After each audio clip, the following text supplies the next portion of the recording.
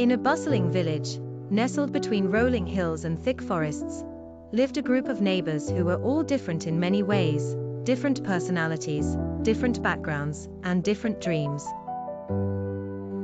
Despite living in the same village, they had never quite understood one another. This is the story of how mercy, respect, and embracing differences changed their lives.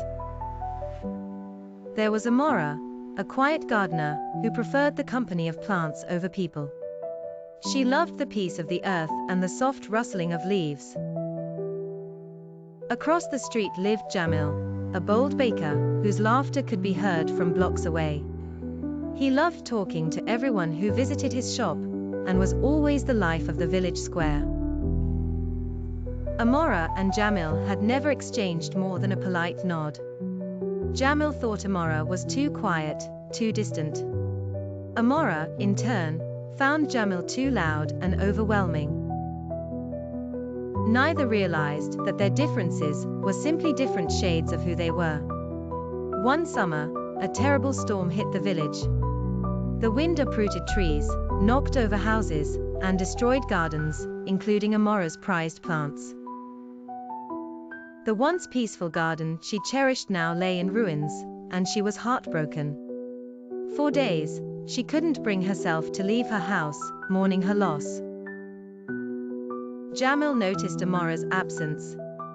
Though they had never spoken much, he felt a pang of concern. One afternoon, he gathered some bread, cakes, and a bouquet of flowers from the village market, and went to her house.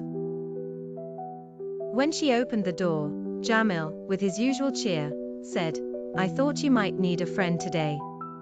Amara was taken aback. She had always thought Jamil was too loud, too busy to care. But in that moment, she realized that despite their differences, he had extended a hand of kindness.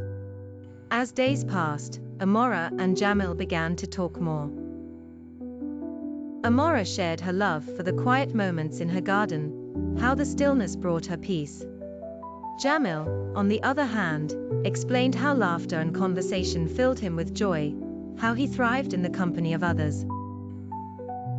They realized that their personalities, though different, were just different expressions of the same desire, to find happiness in their own way. Amara found peace in silence, while Jamil found it in connection. Mercy for these differences was what allowed them to respect one another. The village decided to hold a festival to celebrate their recovery after the storm. Amara and Jamil were both invited to organize different parts. Jamil was put in charge of the entertainment, while Amara was tasked with decorating the square with flowers and plants. At first, they struggled to work together. Jamil's vision for loud, lively music seemed to clash with Amara's desire for a serene and beautiful environment. But instead of arguing, they decided to meet halfway. Jamil suggested soft, soothing music in the early evening to complement Amara's floral displays, followed by the upbeat music he loved as the night progressed. Their collaboration was a success.